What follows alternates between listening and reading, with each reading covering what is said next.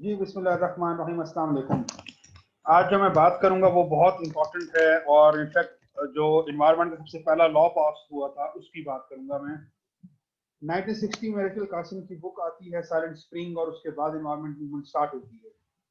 और उसके बाद जो सबसे इंपॉर्टेंट चीज थी वो थी national environment protection policy act, national environment policy act of 1970, और जो यूएस में पास हुआ था उसको हम डिस्कस करेंगे because this was way forward. और इसके बाद फिर पूरी दुनिया में इन्वायरमेंट की रजिस्ट्रेशन हुई, इन्वायरमेंट के हवाले से लॉज बने, इन्वायरमेंट के हवाले से जो थी वो स्टैंडर्ड्स डेवलप हुए। इसके बाद क्लीन एयर एक्ट आया, क्लीन वाटर एक्ट आया, सारे वो इसके बाद आए। लेट अस सी मेन इसके हम देखेंगे। जो मैं बात करूंगा सिर्फ 6 पॉइंट्स मेन, उनको हम डिस्कस करेंगे और इसके नतीजे में जो थी वो किस तरह से फिर इन्वायरमेंट जो हवाले से अवेयरनेस है वो कैसे आई। So the act is divided into two basic parts. Number one is the title, which is Declaration of National Environmental Policy. Title one जो एनवायरमेंटल पॉलिसी की बात करता है, जिसमें एनवायरमेंटल पॉलिसी डेवलप है या एनवायरमेंट पॉलिसी जो थी उसको बनाया। Title two which establish the CEQ, council of environmental quality, जिसने फिर एनवायरमेंट क्वालिटी के स्टैंडर्ड्स डेवलप किए। The national goals as specified in the section 101 of the act are as follows: fulfill the responsibilities of each generation as a trustee of the environment for succeeding generations. Very important. यानी हर जो generation है वो responsibilities of each generation as a trustee of the environment for succeeding generation.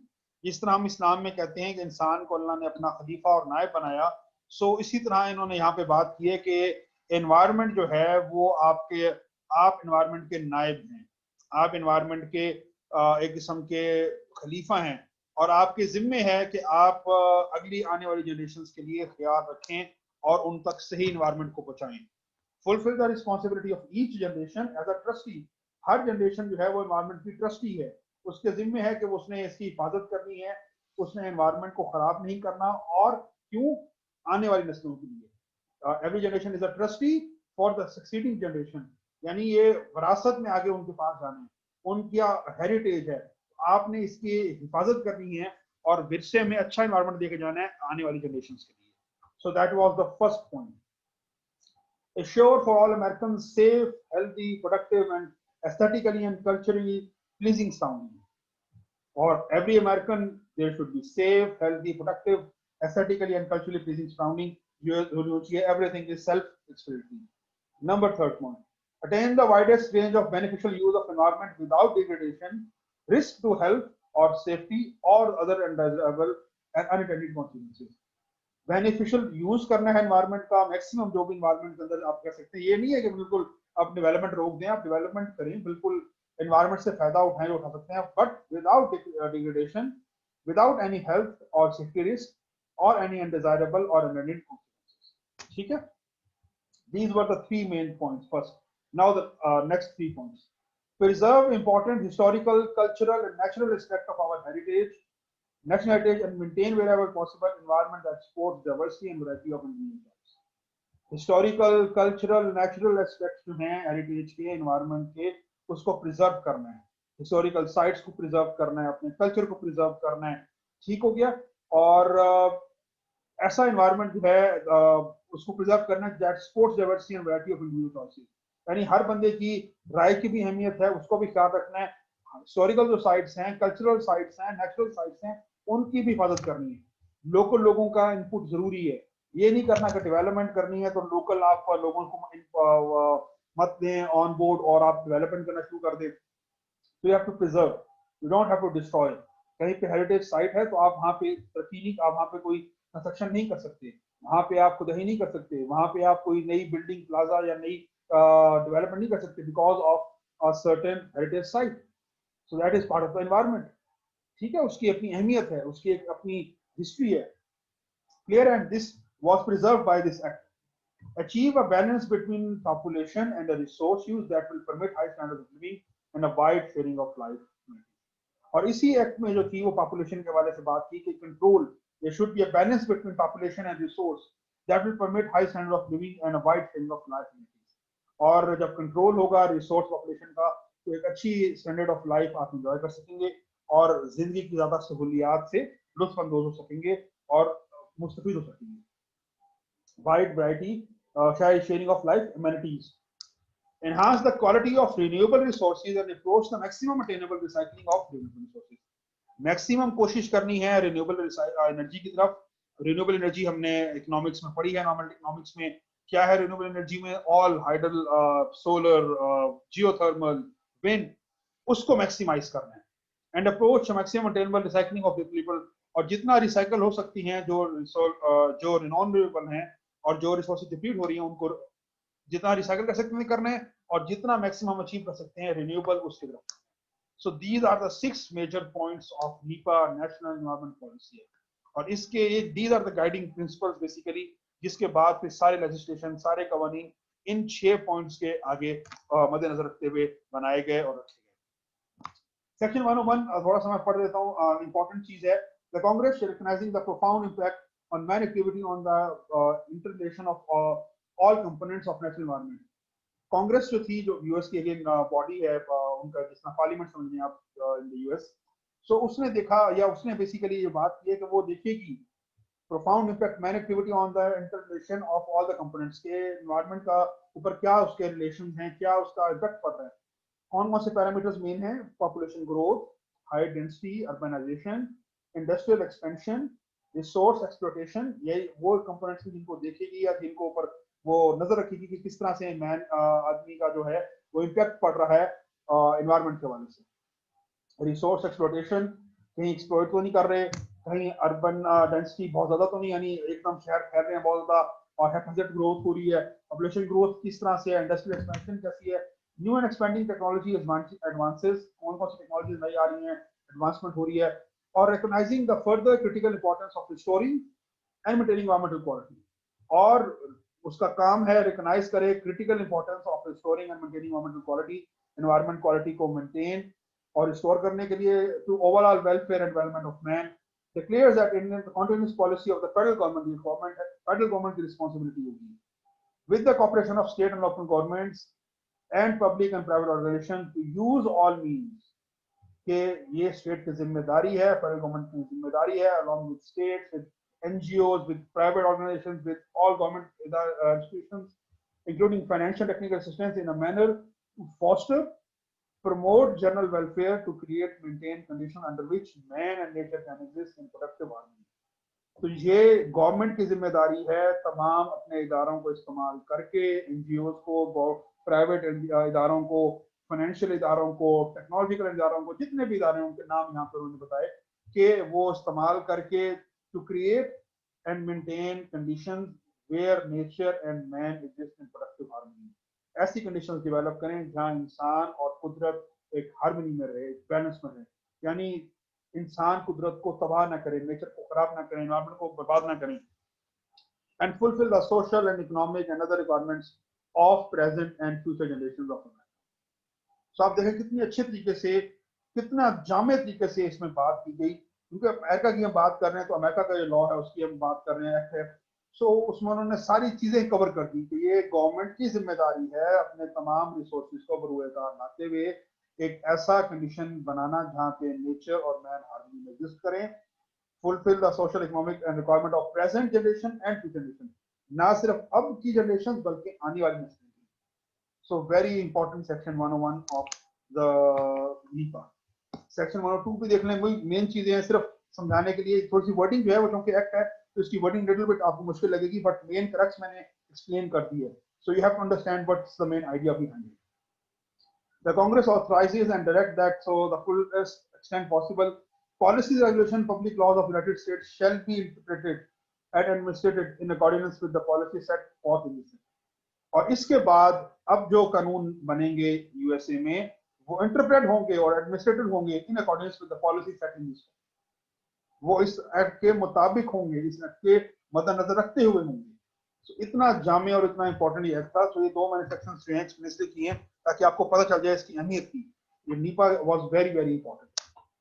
और this is तो संगे मील environment की जब हम मूवमेंट की बात करते हैं, it is very important, a very you can say big जो अचीवमेंट थी एनवायरनमेंट मूवमेंट के हवाले से और एनवायरनमेंट प्रोटेक्शन के हवाले से. Prior to enactment of NEPA Environmental Policy Act, 1969 में क्योंकि मैंने बताया था आया था, फिर 70 में इफेक्टिव हुआ था। सो पास 1969 में हुआ था, लेकिन इफेक्टिव यानी कानून साजी 69 में हुई थी, but the law was pass on January 1 1970। उससे 1970 के बाद ये इफेक्टिव हुआ था, यानी जिसे हम कह सकते हैं कि अब लागू हो गया था, उसके बाद ये इफेक्टिव हुआ था। सो ये डेट साइंस इंपॉर्टेंट, तो which became effective on January 1। इससे पहले टेक्निकल और इकोनॉमिक फैक्टर्स की बात की जाती है कि कोई भी प्रोजेक्ट जो है कितना टेक्निकली साउंड है, कितना इकोनॉमिकली बेनिफिट है, बट इसके बाद तीसरा कंपोनेंट भी आ गया along with technology and economics, that was environment. अब हर जो भी एक्टिविटी होगी उसमें टेक्नोलॉजी और इकोनॉमिक्स के साथ साथ एनवायरनमेंट भी इंपॉर्टेंट पार्ट प्ले करेगा। Okay, after the enactment and passage of NEPA on January 1 1970, council of environmental quality, मैंने बताया कौन सी CEQ guidelines, numerous federal agency procedure register were प्रोमulgated, बना दी गई। The purpose was to ensure balanced decision making in total public interest with integrated consideration of technical, economic, environmental, social factors। इसके बाद जो भी डेवलपमेंट होगी उसमें टेक्निकल, इकोनॉमिक, एनवायरनमेंट और सोशल फैक्टर्स आएंगे। So environment factor became part of the technical and economic factors which were previously taken into consideration, but environment was not. और फिर नीपा के बाद जो सबसे इंपॉर्टेंट चीज थी वो कुछ टर्मिनोलॉजीज आई थी, इन्वेंट्री उन्होंने टर्मिनोलॉजीज डिफाइन की थी कि एनवायरनमेंट के जब हम काम करेंगे तो वो कौन कौन से कुछ नए टर्म्स इस्तेमाल उन्होंने इंट्रोड्यूस किए थे कि एनवायरनमेंट प्रोडक्शन के टर्म्स इंपॉर्टेंट है। और इनफैक्ट नीपा जो है इसके बाद फिर EIA डेवलप हुआ। थोड़ा सा मैं जिक्र करूंगा, we will not go into detail in the EIA because that's another subject, but EIA is environmental impact assessment. मैंने बताया है जब भी कोई प्रोजेक्ट लगता है, जब भी कोई डेवलपमेंट होती है, उसके लिए EIA बहुत जरूरी है। So NEPA provided the background basis for that EIA। तो ये तो कुछ चीजें हैं टेक्निकल, वो हम समझ लेंगे, आपको समझ आ जाएगी। नीपा के नतीजे में टर्मिनोलॉजी जो थी डेवलप हुई, environment inventory, it is a complete description of environment. Environment inventory, notice पड़ा इन्वेंट्री होती है ना आपके पास क्या है, ठीक है, it's a complete description of environment is as it exists in an area where particular proposed action is being considered। जहाँ पे कोई डेवलपमेंट करनी है, कोई आपने प्रोजेक्ट करना है, फैक्ट्री लगानी है, तो वहाँ की एनवायरनमेंट इन्वेंट्री बहुत जरूरी है। जब तक आप वो स्टडी नहीं करेंगे आप कुछ नहीं कर सकते। EIA बेसिकली, आगे मैं आपको डेफिनेशन उसकी बताऊंगा कि what basically it is. So little bit, but we will give an overview, not go into detail of EIA।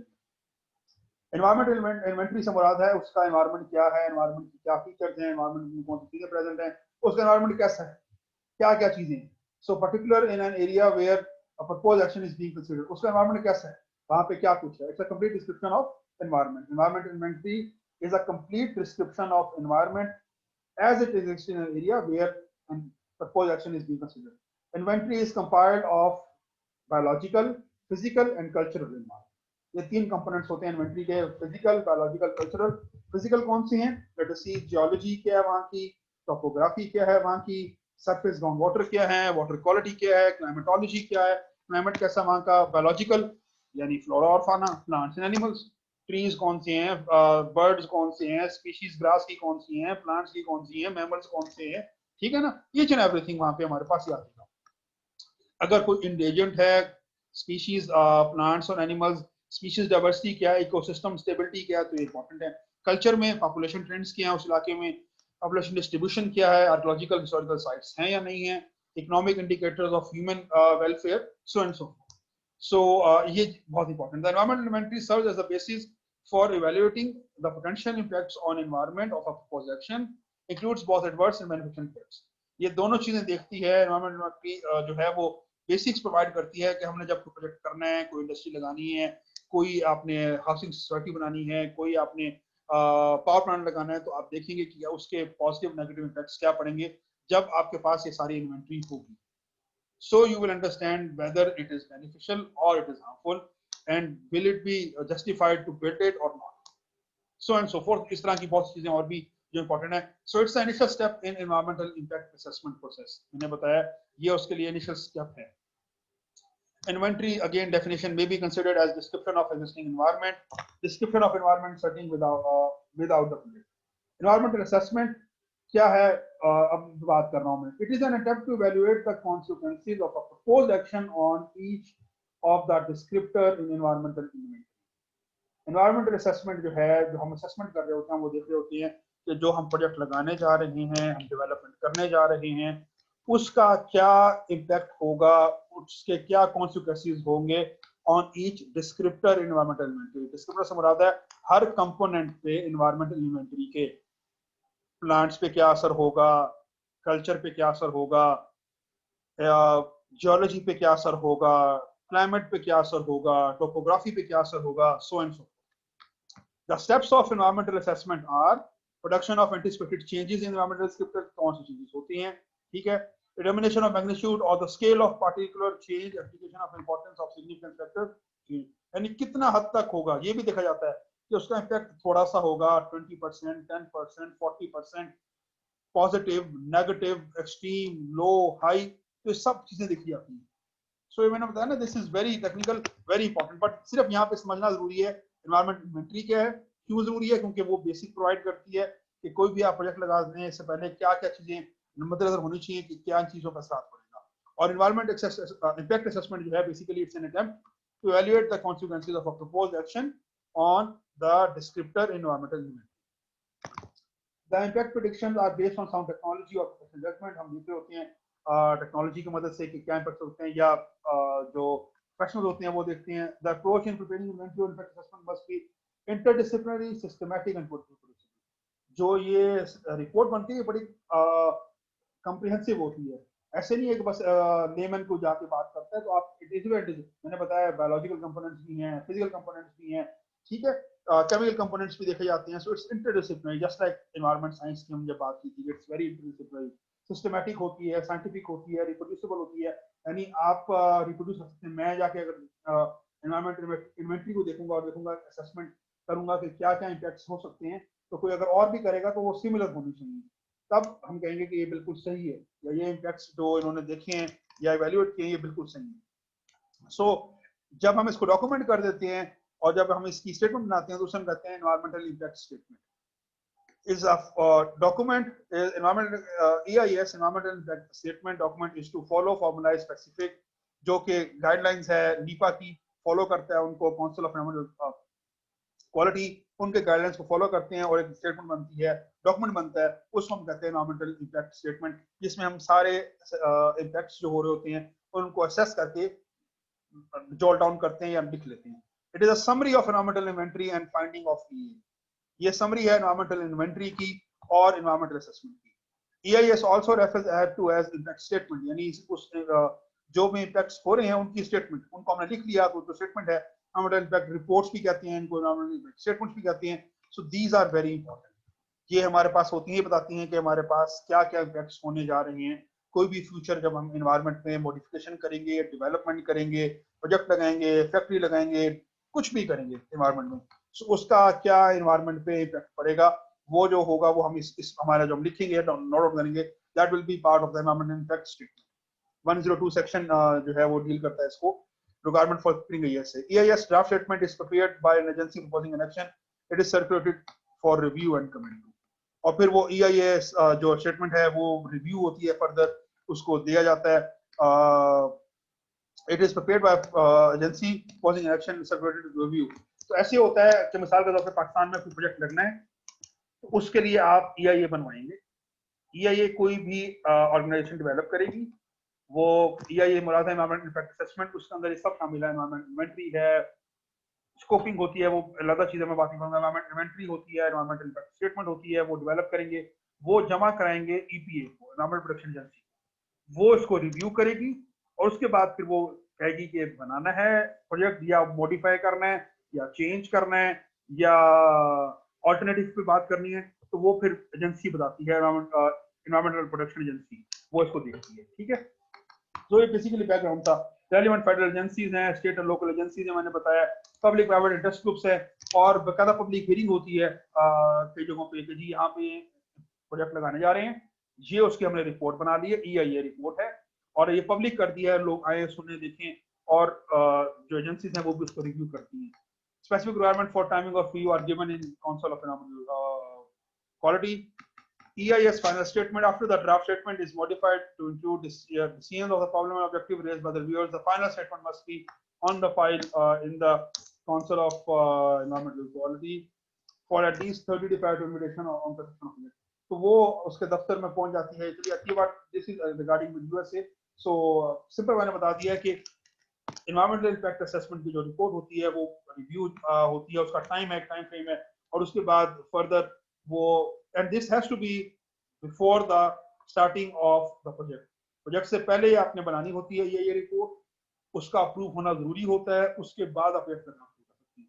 उसकी टाइमलाइन है, कितने दिन पहले वो आप जमा कराते हैं, तो वो जब हम ईआई की बात करेंगे, मैंने बताया दैट्स अनदर टॉपिक, उसमें we can discuss. So prior to 1970 there was no effective federal control over the environment. क्योंकि अब कानून आ गया था तो उसके बाद था, यानी कोई भी चीज डेवलपमेंट होनी थी, कुछ होना था, जब तक ईआईए नहीं है, जब तक इन्वायरमेंटल इम्पैक्ट असेसमेंट रिपोर्ट नहीं है, तो वो नहीं बन सकता. तो environment became an integral part of all the development. EPA was formed in 1970. इसके बाद वो बन गई as a regulatory agency. It is a powerful body with now more than 20,000 employees and a budget of around 7 billion. US की EPA की बात कर रहे हैं. And now there are more than 20,000 lawyers specializing in environmental matters. और environmental lawyers Pakistan में भी काफी आ रहे हैं, जो ये सारा जो है लॉ के हवाले से काफी काम कर रहे हैं एनवायरमेंट लॉ के ऊपर, और बकायदा केसेस चल रहे हैं एनवायरमेंट लॉ के हवाले से. वो फिर ये बकायदा केस अगर कोई फॉलो नहीं कर रहा होता गाइडलाइंस को, उस पर केस हो जाता है. EPA has now become an environmental evaluator of all the agencies. वो तमाम एजेंसीज का एक किस्म एवेल्यूएट करती है. अर्लियर ऑफ शुरू में जो था, बहुत लंबे बड़े बड़े EIA बन गए थे, यानी NEPA और C और लेजिस्लेशन की वजह से इंटरेस्ट ग्रुप्स वर इंटेंस, बहुत बड़ी बड़ी रिपोर्ट बनाती थी. मतलब ऐसा होता था कि बहुत ही EIA रिपोर्ट इतनी बड़ी हो गई है जिसकी कोई ध्यान नहीं, यानी आप समझ लें 1000, 15,000, 2000, 10,000, 15,000, 20,000 पेजेस की रिपोर्ट बन गई. यानी 1000 से शुरू हो रही है और EIA रिपोर्ट जो है वो 10,000, 15,000, 20,000 रिपोर्ट की एक EIA रिपोर्ट बन गई, व्हिच बिकेम वेरी एक्सपेंसिव. तो फिर उन्होंने कहा नहीं, इतना है नहीं, आप टू द पॉइंट स्पेसिफिक करें.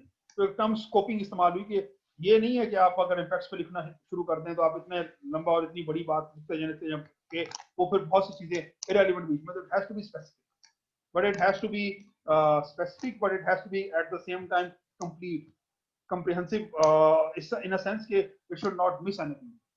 President Jimmy Carter जो थे US के, he directed through an executive order to take measures to reduce litigation and to strict and define the application of EIA and EIS.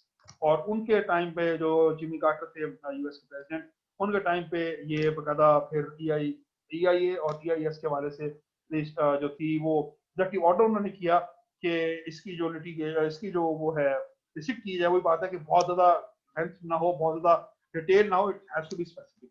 उन्होंने इसको describe किया, लेकिन ये उन्हीं के टाइम पे सारी जो थी बेसिकली लेजिस्लेशन आई एनवायरमेंटल इम्पैक्ट असेसमेंट की, ये EPA की, और EPA की फॉर्मेशन नीपा के बाद जब, और ये सारी मूवमेंट जो थी एनवायरमेंट की हवाले से. तो this is it, basically introduction था. सो हमने नीपा को देखा कि उसके 6 पॉइंट्स क्या थे, कांग्रेस 101 सेक्शन क्या था, 102 सेक्शन क्या था, उसके बाद डेफिनेशन हमने देखी, कुछ एनवायरमेंटल इन्वेंटरी क्या थी, एनवायरमेंटल इम्पैक्ट असेसमेंट क्या था, एनवायरमेंटल असेसमेंट और एनवायरमेंटल इम्पैक्ट स्टेटमेंट. सो ये चीजें हमने इसमें कवर की.